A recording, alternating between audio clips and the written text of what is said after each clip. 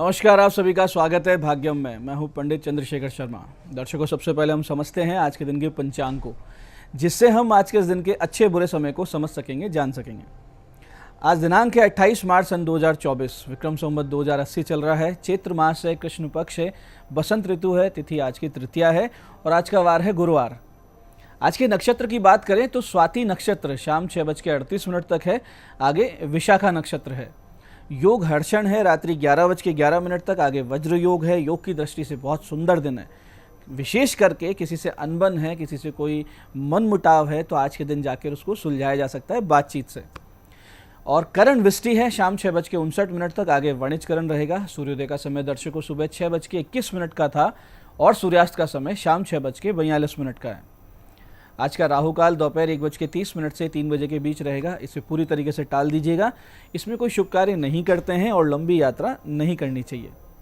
अभिजीत मुहूर्त आज दोपहर 12:07 से 12:59 के बीच है। दिन में 4 बार दुष्ट मुहूर्त भी रहेंगे। इन्हें ध्यान से समझिएगा और सूझबूझ से टाल दीजिएगा। यह है सुबह 10:28, सुबह 11:17, दोपहर बाद 3:24 और 4:14। आज का दिशाशूल दर्शकों दक्षिण दिशा में है। तो पहली कोशिश तो यही कि दक्षिण दिशा की यात्रा को आप टाल दें। लेकिन अगर जाना बहुत जरूरी है, अनिवार्य रूप से आपको दक्षिण दिशा की यात्रा करनी है, तो फिर इसका एक परिहार करें। परिहार करके निकलना है तो परिहार इस प्रकार होगा। दक्षिण की ओर मुख कीजिए, थोड़ा सा दही जीरा खाइए और 5 कदम पीछे चलिए। और जब भी आप पीछे चलें तो अपने हृदय में अपने इष्ट का ध्यान करके उनसे प्रार्थना कीजिए कि मैं इस यात्रा पे जा रहा हूँ, मेरे साथ रहिए, यात्रा को शुभ बनाइए। दिशाशूल नहीं लगेगा, भगवान राम का नाम लेके निकल जाइएगा। आज का शुभ समय दर्शकों, यानी कंपैरेटिवली आज के दिन का सबसे अच्छा समय जिसमें अच्छी कोशिशें करेंगे तो आपकी सफलता के आसार बढ़े हुए मिलेंगे, वो है दिन में 11 बजे से लेकर दोपहर 1:30 तक और फिर शाम 5:10 से रात्रि 9 बजे तक। तो इन समय को समझते हुए इनका पूरा सदुपयोग कीजिए। आज की चंद्र राशि दर्शकों तुला है, यानी चंद्रमा शुक्र की राशि तुला से गोचर कर रहे हैं, जिससे आज का दिन सभी 12 राशियों के लिए कुछ इस प्रकार रहने वाला है। सबसे पहले बात करते हैं मेष राशि की। तो मेष राशि वालों को व्यापार में लाभ संभव है। वहीं वृष राशि वाले शत्रुओं से पाएंगे निजात। मिथुन राशि वाले फाइनेंस को लेकर करेंगे कोई ठोस प्लानिंग। वहीं कर्क राशि वाले आज परेशान रह सकते हैं और उचित सम्मान भी आपको नहीं मिलेगा।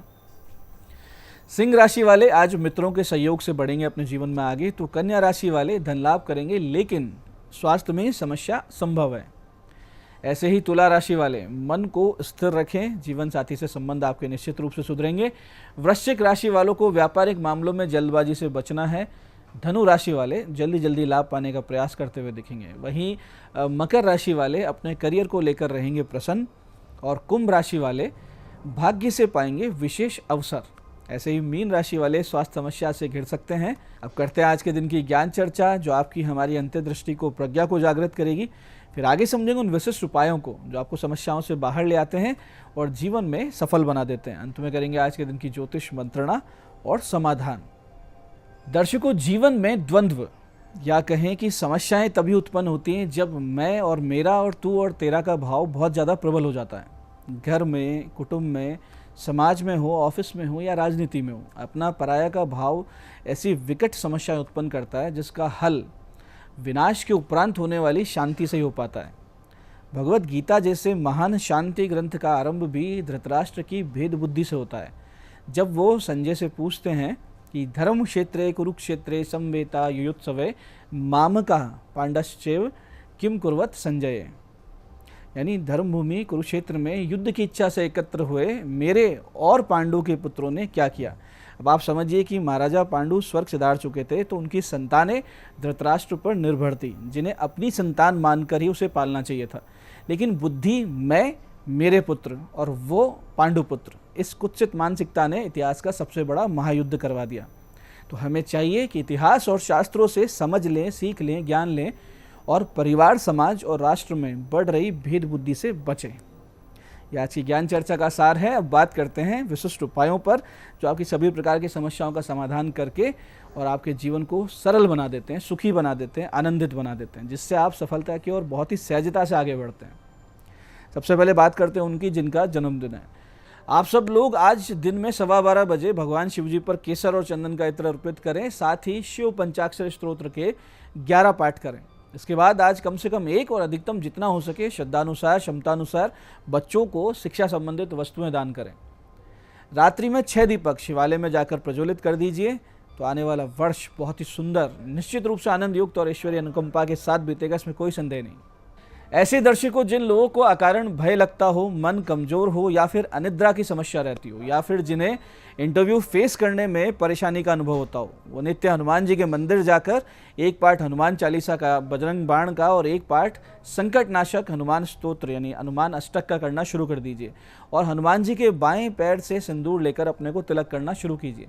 साथ ही माता दुर्गा के नियमित पंचोपचार से पूजन करके इस विशिष्ट मंत्र की एक माला नियमित रूप से कुछ दिन करते रहें। कुछ ही दिनों में आत्मविश्वास की प्राप्ति होती है, भय समाप्त होता है और व्यक्ति सर्वत्र आनंद और निर्भय होकर विचरण करता है। मंत्र ध्यान से समझिए। मंत्र इस प्रकार है, सर्वस्वरूपे सर्वेशे सर्वशक्ति समन्विते भयभ्यस्त्राहीनो देवी दुर्गे देवी नमोस्तुते। मंत्र फिर से समझिए, सर्वस्वरूपे सर्वेशे सर्वशक्ति समन्विते भयभ्यस्त्राहीनो देवी दुर्गे देवी नमोस्तुते। पूरे मन से समर्पण से भगवती का ध्यान करते हुए जप कीजिए और चमत्कार देखिए। ऐसे दर्शकों जिन लोगों को भीषण आर्थिक पीड़ाओं का सामना करना पड़ रहा हो, काम धंधे में बहुत ज़्यादा अड़चनें आती हों या जो लोग हर संभव प्रयास करने के बाद भी अपनी फाइनेंशियल स्थिति को नहीं सुधार पा रहे हो, तो ऐसी किसी भी स्थिति में भगवती आदि शक्ति की शरण लें। इसके लिए करना यह है कि नित्य इस विशिष्ट मंत्र की 3 माला का जाप आप शुरू करें और दशांश यानी लगभग 31 आहुति इस मंत्र के अंत में स्वाहा लगाकर घी, खीले और सफ़ेद मिठाई की दे दिया करें। तो मंत्र जाप जो करना हो इस प्रकार है, ध्यान से समझिएगा। दुर्गे स्मृता हर्षि भीतिम शेष जंतु स्वस्थे स्मृता मति मतिव शुभाम ददासी दारिद्र्य दुख भय हारणी तुदन्या सरोपकार करनाय सदाद्र चित्ता। मंत्र इस प्रकार है, फिर से समझते हैं। दुर्गे स्मृता हर्षि भीतिम शेष जंतु स्वस्थे स्मृता मति मतिव शुभाम ददासी दारिद्र्य दुख भय हारणी तुदन्या सरोपकार करनाय सदाद्र चित्ता। तो पूरे मन भाव से समर्पण से इस मंत्र का जप करें। कुछ ही महीने बीतेंगे, आप पर भीषण से भीषण आर्थिक संकट, कर्ज आदि की समस्याओं से आप बाहर निकल आएंगे, इसमें कोई भी संदेह नहीं। तो दर्शकों, ये थे आज के विशिष्ट उपाय जो आपको समस्याओं से बाहर ला रहे हैं, आपकी मनोकामनाएं पूरी कर रहे हैं। अब बात करते हैं आपके सवालों की। आपके सवालों में आज हमारे पास जन्म पत्रिका आई है हमारे दर्शक विशाल जी की। 16 अगस्त 1994 का जन्म है, सुबह 7:05 दिल्ली। विवाह कब होगा, इनका प्रश्न है। देखिए विशाल जी, आपका सिंह लग्न है और वृश्चिक राशि है। लग्न से सप्तम भाव में शनि स्वराशि में बैठकर वक्री हैं। ऐसे में विलंब निश्चित रूप से होता है, लेकिन जीवन साथी आपको अच्छा मिलेगा। विवाह का योग आपका जुलाई 2024 से जनवरी 2025 के मध्य है। आप गुरु के जप करवा लीजिए, एक अच्छा सा पुखराज धारण कर लीजिए, बहुत ही सुंदर आपका वैवाहिक जीवन चलेगा। आज की दूसरी पत्रिका ये हमारे दर्शक हरीश चौधरी जी की। 24 जनवरी 1996 का जन्म है, दोपहर 1:14 बाड़मेर। उच्च पद की प्राप्ति का योग कब है, इनका प्रश्न है। देखिए हरीश जी, आपका मेष लग्न है, मीन राशि है, नवम, दशम और एकादश भाव प्रबल और राजयोग युक्त है। निश्चित रूप से आपको उच्च पद प्राप्त होगा। आपको जो अड़चने हैं आपकी विपरीत मनोस्थिति से हो सकती है, क्योंकि चंद्र ग्रहण है आपकी जन्म पत्रिका में, तो उसका उपचार करवाइए, रुद्री पाठ करवाइए, फिर आपको उच्च पद का योग जुलाई 2025 से जुलाई 2026 के बीच में निश्चित रूप से बन जाएगा।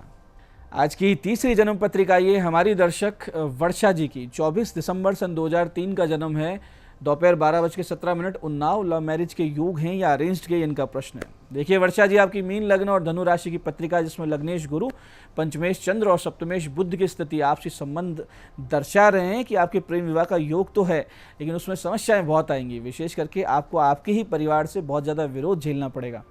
आप गोपाल सहस्त्र नाम पढ़ना या सुनना शुरू कर दीजिए और भगवान श्री कृष्ण को किसी बुधवार के दिन मोरपंखी का पंखा अर्पित कर दीजिए, तो आगे की राह आसान हो जाएगी निश्चित रूप से। तो दर्शकों, ये था आज का पंचांग, आज के विशिष्ट उपाय और ज्ञान चर्चा। मैं पंडित चंद्रशेखर शर्मा ये आशा करता हूँ कि बताए उपायों को सही विधि, सटीक समय, अटूट श्रद्धा से करके आप पूरा लाभ उठाएंगे और जो ज्ञान चर्चा, जो सत्संग हमने किया है, इसे अपने जीवन में उतारेंगे। धीरे धीरे आपका जीवन शिवमय, सत्यमय और आनंद में होता जाएगा। मैं महादेव से प्रार्थना करता हूँ कि जब आप हमारे बताए हुए उपाय करें तो आपके कष्टों का निवारण अवश्य हो और मनोकामना पूर्ति निश्चित रूप से हो। कार्यक्रम में बने रहने के लिए बहुत बहुत साधुवाद। भगवती आप सबका कल्याण करे। जय आदिशक्ति।